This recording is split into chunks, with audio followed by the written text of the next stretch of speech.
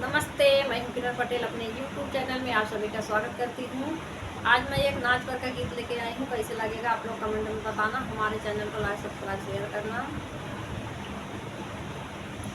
जागत रहा राजा हो बिलरिया आज झापटी, जागत रहा राजा हो बिलरिया आज झापटी।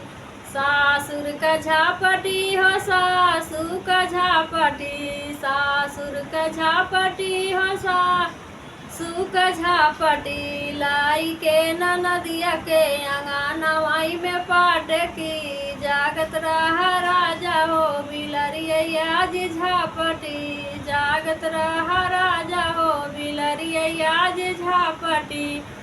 जेठा का झापटी जेठानी का झापटी, जेठा का झापटी जेठानी का झापटी।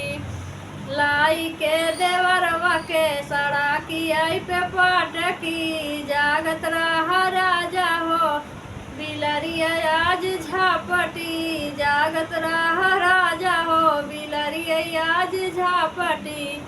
तोहाऊ का झापटी हो पड़ोसिन का झापटी, तोहाऊ का झापटी हो पड़ोसिन का झापटी।